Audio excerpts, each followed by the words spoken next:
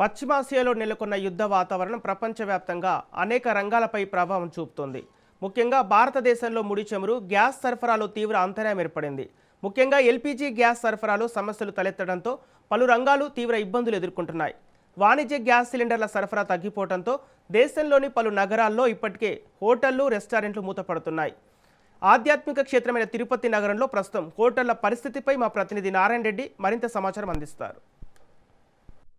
పశ్చిమాసియాలో నెలకొన్న యుద్ధ వాతావరణం ప్రపంచవ్యాప్తంగా అన్ని దేశాలపై ఆ ప్రభావం చూపుతోంది. ప్రధానంగా భారతదేశంలో కూడా యొక్క ముడి సరుకు ఏదైతే చమురు, గ్యాస్ నిక్షేపాలు ఏదైతే ఉన్నాయో వాటి సరైన సమయంలో సరఫరా కాకపోవడంతో తీవ్ర ఇబ్బందులు ఎదుర్కొంటున్నారు. ప్రధానంగా హోటళ్ల యాజమాన్యాలు కూడా గ్యాస్ కొరతతో తీవ్ర ఇబ్బందులు ఎదుర్కొంటున్నది.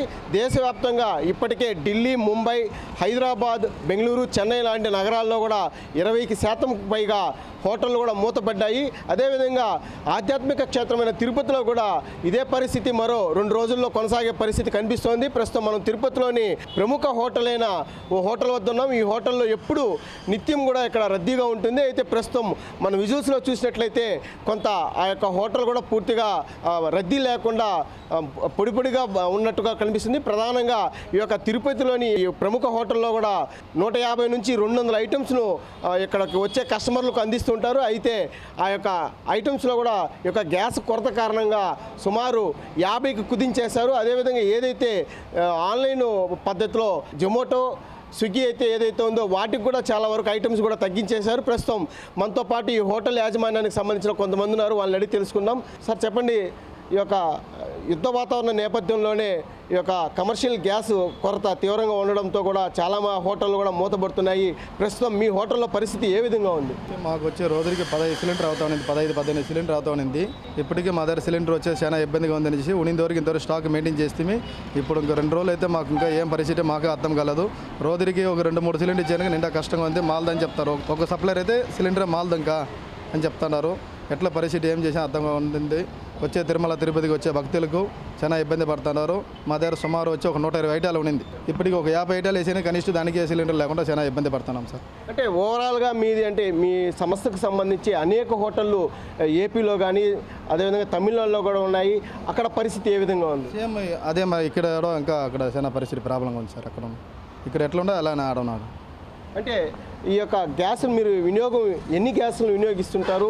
అంటే బ్లాక్ మార్కెట్లో కూడా ధర కూడా పెరిగిందని చెప్పి ఒక వాదన వినిపిస్తోంది. అది ఎంతవరకు నిజమంటారు? అది చెప్తారు కానీ మనకి ఇచ్చే సప్లై అని ఇంతవరకు మనకు అది మరి చెప్పింది లేదు, మనకు అది మరి అడిగింది లేదు. మాట బయట వాళ్ళకంతా అది మరి చెప్తానని చెప్తాను నా దగ్గర. ఆ మాట మనకి ఇచ్చాయని ఇంతవరకు ఏదో 2-3 ఇస్తాను రోజుకి. ఇప్పుడు అది కూడా మాల్దని చెప్పేసి ఈరోజు తెల్లారి అయితే కంచిగా చెప్పేసినాడు మాల్ది మా వాళ్ళు ఇచ్చేదానికి అని చెప్తాను. అంటే ప్రధానంగా తిరుపతి లాంటి టెంపుల్ సిటీలో నిత్యం రద్దీగా ఉంటుంది. మీ హోటల్కి ఒక బ్రాండ్ ఉంది. ఎక్కువ మంది కస్టమర్లు కూడా ఇక్కడికి భోజనానికి కానీ, టిఫిన్కి కానీ, అదేవిధంగా డిన్నర్కి కానీ వస్తుంటారు. వాళ్ళ అంటే ఏ విధంగా ఉంది? గతంలో ఉన్న పరిస్థితి ఇప్పుడు ఎలా ఉంది? ఇప్పుడు చాలా తగ్గింది సార్. మాకు ఇప్పుడు చాలా తగ్గిపోయింది. 2 రోజులుగా చాలా బిజినెస్ బాగా తగ్గింది. మేము ఐటమ్ కొంచెం తగ్గించేస్తే వచ్చే భక్తులకంతా తెలియాలని చెప్పేసి బోర్డు వేస్తాం సార్. అంటే ప్రధానంగా దీనికి సంబంధించి మీరు ప్రత్యేకంగా కూడా ఇక సర్వీస్ నోటీసును కూడా ఏర్పాటు చేసి కొన్ని చాలా వరకు ఐటమ్స్ను కూడా తగ్గించామని చెప్తున్నారు. అంటే ఇప్పుడు వరకు గత వారంలో ఎన్ని ఐటమ్స్ ఉండేటివి, ఇప్పుడు ఎన్ని ఐటమ్స్కి వాటిని కుదించేశారు? సార్ మా దగ్గర రోజుకి 120 ఐటాలు ఉన్నాయి సార్. ఫుడ్ ఐటెంలో ఇప్పటికీ ఒక 50 ఐటాలు దా సార్ మా దగ్గర ఉండేది. అంటే ఈ ఆన్లైన్ విధానంలో కూడా ఈ జొమాటో కానీ, స్విగ్గీ కానీ వాళ్ళు కూడా మీ నుంచి ఎక్కువ తీసుకెళ్ళి డోర్ డెలివరీ చేసేవాళ్ళు కదా? అవును సార్, ఆన్లైన్ వచ్చి తగ్గించేసింది సార్. దాంట్లోనే చూసినట్టే సుమారు దాంట్లోనే ఒక 120 ఐటాలు ఉంది. నిన్నైతే చూసినా దాంట్లో ఒక 40 ఐటాలతో దాంట్లో ఆన్ చేసి ఉంటే అది చాలా తగ్గించేసింది సార్ కొన్ని ఐటాలు. ప్రధానంగా ఈ హోటల్ యాజమాన్యాలు ఇప్పుడు అసోసియేషన్ మీకు ఒక ఫామ్ ఉంది, అది ఏం నిర్ణయం తీసుకుందంటే ఇదే విధంగా జరిగితే ఎంతవరకు ఇబ్బందులు ఉంటాయనేది మీరు మాట్లాడి ఏ నిర్ణయం తీసుకున్నారు? సార్ వాళ్ళు నేను మొన్న మీటింగ్ వేసి మాట్లాడినారు సార్. ఎట్లా పరిస్థితి చేసేది ఏమీ అర్థం కాలేదు. మరి వచ్చే భక్తులకంతా మన తిరుపతికి వచ్చే భక్తులకి ఎట్లా చేసేది, మన హోటల్లో ఉండే వరకు అంటే ఇదని ఇదని చెప్పేసి వాళ్ళు మొన్న మీటింగ్ వేసినారు సార్. మా తీర్మానం అంటే వారంలో ఒకరోజు సోమవారం కూడా సెలవు ప్రకటించాలని చెప్పి కూడా నిర్ణయం తీసుకున్నట్లు కూడా తెలుస్తుంది. అది ఎంతవరకు నిజం?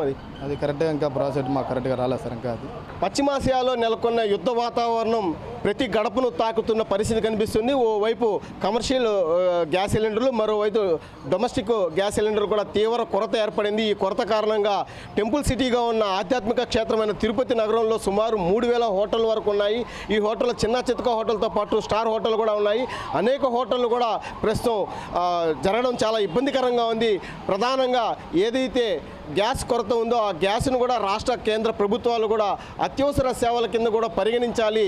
తమకు గ్యాస్ సరఫరాను నిలపకుండా నిరంతరంగా కొనసాగించాలి. అప్పుడే ఈ యొక్క తిరుపతి పుణ్యక్షేత్రానికి వచ్చే యాత్రికులకు కానీ భక్తులకు కానీ నిరంతరంగా తాము ఆహార పదార్థాలను అందించడానికి అవకాశం ఉంటుందని చెప్తున్నారు. మరోవైపు చాలా వరకు హోటళ్ళు కూడా రెస్టారెంట్లు కూడా ఈ యొక్క ఏదైతే అవసరమైన ఆహారాన్ని అందించలేక కేవలం టీ కాఫీ వరకే విక్రయిస్తూ వాటిని కూడా కొనసాగించే పరిస్థితి ఏర్పడింది.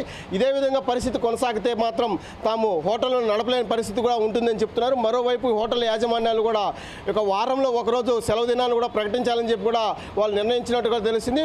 ప్రధానంగా కేంద్ర రాష్ట్ర ప్రభుత్వాలు మరోవైపు బ్లాక్ మార్కెట్లో కూడా ఈ యొక్క సిలిండర్లు, కమర్షియల్ సిలిండర్లు కూడా విపరీతంగా అమ్ముతున్నట్లు కూడా ప్రజలు కూడా ఆవేదన వ్యక్తం చేస్తున్నారు. ఏదైతే గతంలో ఉన్న విధంగా ఈ యొక్క గ్యాస్ బుకింగ్ను కూడా 25 రోజులకు పెంచడం జరిగింది పట్టణ ప్రాంతాల్లో. అదేవిధంగా గ్రామీణ ప్రాంతాల్లో 45 రోజులకు పెంచడం జరిగింది.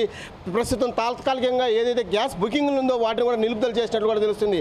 ఏదైతే ఈ యొక్క టూరిజానికి సంబంధించి అదేవిధంగా హోటల్ రంగం ఏదైతే ఆధారపడి ఉందో ఈ హోటల్ రంగం పైన అనేక రంగాలు కూడా ఆధారపడి ఉంటుంది. ఓవైపు వ్యవసాయ రంగం, మరోవైపు పాడి పరిశ్రమ, అదేవిధంగా చాలా రంగాలు కూడా దీనిపైన ఆధారపడి ఉన్నది. జొమాటో, స్విగ్గీ లాంటి ఆన్లైన్ సంస్థలు కూడా ఈ యొక్క గ్యాస్ కొరతతో చాలా ఇబ్బందులు పడుతున్నారు. చాలా వరకు అనేక కుటుంబాలు కూడా రోడ్డును పడే పరిస్థితి వస్తుందని చెప్పి కూడా వాళ్ళు ఆవేదన వ్యక్తం చేస్తున్నారు. పూర్తిగా కేంద్ర రాష్ట్ర ప్రభుత్వాలు గ్యాస్ కొరత లేకుండా కూడా చూడాల్సిన బాధ్యత వారిపై ఉందని చెప్పి కూడా హోటల్ యాజమాన్యాలు, అదేవిధంగా భక్తులు, మరోవైపు స్థానికులు, అదేవిధంగా అందరూ అభిప్రాయపడుతున్నారు. కెమెరామెన్ రమణతో నారాయణ, రాజు న్యూస్, తిరుపతి.